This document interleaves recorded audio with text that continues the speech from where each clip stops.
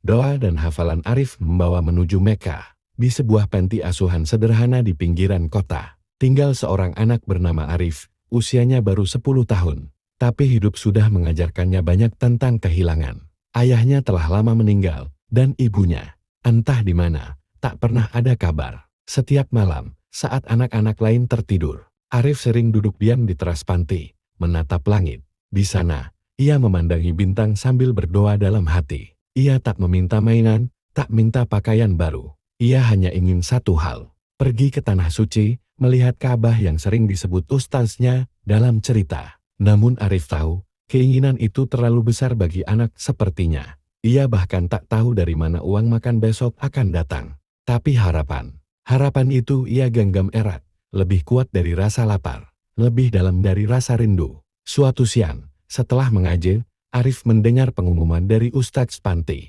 Ada lomba tahfiz Quran tingkat provinsi. Pemenangnya akan diberangkatkan umroh bersama 2 orang tua. Kata umroh membuat jantung Arif berdebar. Ia menatap ustadznya, matanya bersinar. Harapan yang selama ini ia simpan rapat-rapat, kini terasa lebih dekat. Tapi ketika mendengar bersama 2 orang tua, wajahnya sedikit menunduk. Ia tak punya siapa-siapa. Ayahnya sudah lama pergi, ibunya tak pernah ia temui lagi sejak masuk panti. Tapi bukan itu yang membuat semangatnya padam. Justru dari kesepian itulah lahir tekad yang kuat.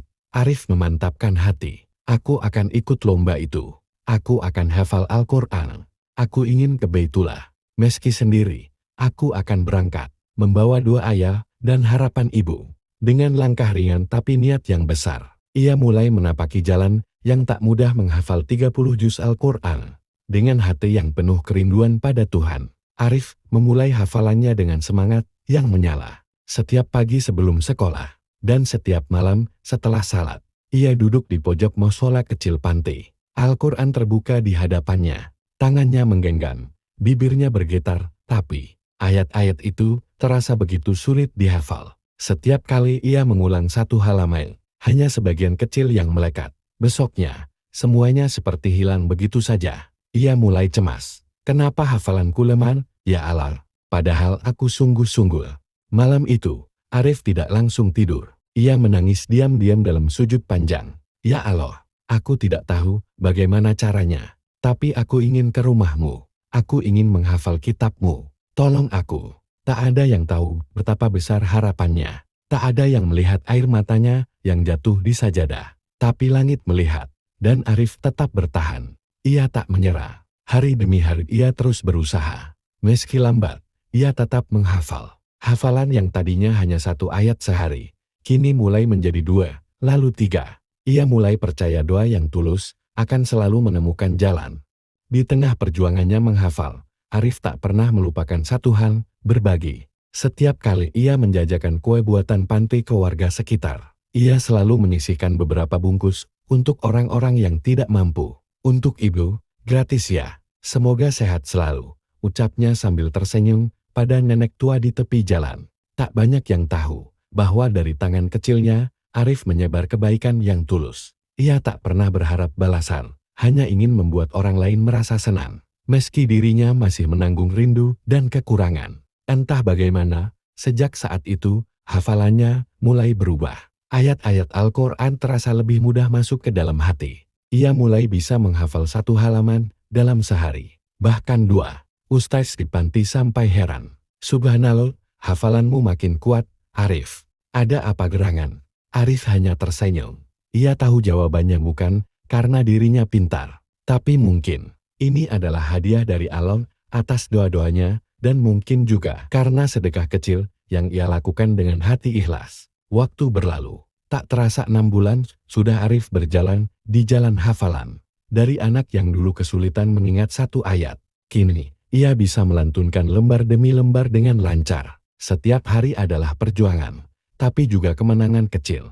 Arif bangun sebelum subuh, murajaah hafalannya saat fajar, lalu melanjutkan hafalan baru di sela waktu sekolah. Ia tidak pernah mengeluh. Baginya, setiap ayat adalah cahaya, dan setiap cahaya mendekatkannya pada kabar. Pada impiannya, para ustadz di panti mulai memperhatikan kemajuan Arif. Ia diuji setiap pekan, dan hafalannya selalu mantap. Tidak hanya tajwidnya tepat, tapi suaranya pun mengalun indah, menyentuh hati siapapun yang mendengar. "Ustaz," kata Arif suatu malam dengan mata berbinar. "Saya sudah hafal 30 juz. Bolehkah saya ikut lomba tahfidz itu?" Ustaznya terdiam, lalu tersenyum haru. "Insya Allah, Arif, engkau bukan hanya hafal Al-Quran, tapi engkau juga menjaganya dalam hati. Allah sudah membukakan jalan untukmu." Arif menatap langit. Di balik langit itu, ada Baitullah yang selalu ia rindukan. Dan kini, ia hanya tinggal satu langkah lagi untuk sampai ke sana. Hari yang ditunggu akhirnya tiba. Arif berdiri di depan panggung lomba tahfidz, mengenakan gamis putih dan peci hitam sederhana. Tangannya bergetar, bukan karena takut, tapi karena haru. Ini adalah panggung yang telah ia doakan selama berbulan-bulan. Di depannya duduk para juri, para alim ulama, dan puluhan peserta dari berbagai daerah. Arif menutup matanya sejenak. Dalam hatinya, ia berbisik, "Ya Allah, ini bukan untukku, tapi untukmu. Izinkan aku membaca ayatmu sebaik mungkin." Ketika namanya dipanggil, Arif melangkah maju. Suaranya mulai mengalun, tenang, jernih, penuh penghayatan.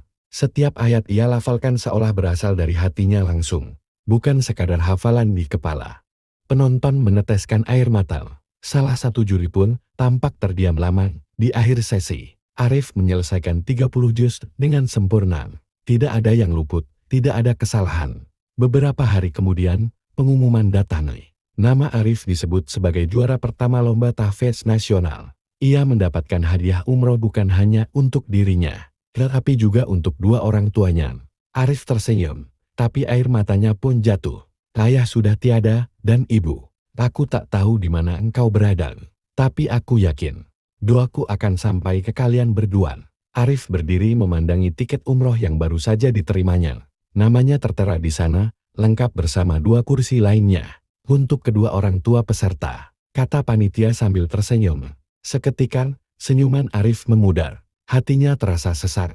Ayah telah lama pergi, dikuburkan tanpa peluk perpisahan. Ibu, entah di mana, hilang sejak ia masih bayi. Tidak ada jejak, tidak ada kabar.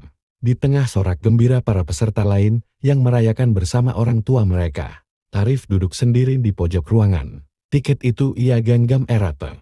Air matanya jatuh satu-satu. "Ya Allah, bahagiakan mereka, dimanapun mereka berada.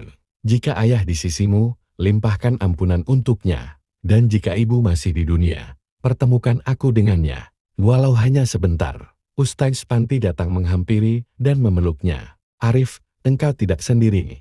Kami semua adalah keluargamu, dan orang tuamu pasti bangga." Sangat bangga. Arif tersenyum tipis. Di dalam hatinya, ia tak merasa kehilangan. Sebab kasih sayang Allah begitu nyata. Ia tahu, umroh ini bukan sekadar hadiah, tapi jawaban atas doa panjang yang selama ini ia panjatkan dengan air mata. Saat pesawat melaju menuju Tanah Suci, Arif menatap jendela dengan penuh haru. Impian yang dulu hanya berupa doa dan angan-angan, kini nyata di depan matanya. Di Makkah, berdiri di depan Ka'bah yang suci, Arif berlutut dan memanjatkan doa dari lubuk hati terdalam. "Ya Allah, terima kasih engkau telah mengabulkan hambamu yang kecil ini. Aku titipkan doa ayah yang telah tiada dan ibu yang entah di mana. Semoga mereka mendapat rahmat dan ampunanmu." Dengan hati penuh syukur, Arif berjanji pada dirinya sendiri untuk terus menjaga hafalan Al-Quran, menjadi insan yang bermanfaat, dan membagi kebaikan kepada sesama. Sebagaimana selama ini ia jalani, perjalanan ini bukan akhir, tapi awal dari sebuah kehidupan yang lebih bermakna. Dari anak yatim yang penuh doa dan harapan, Arif kini menjadi inspirasi bukti bahwa dengan usaha, doa, dan kebaikan, segala impian bisa menjadi nyata.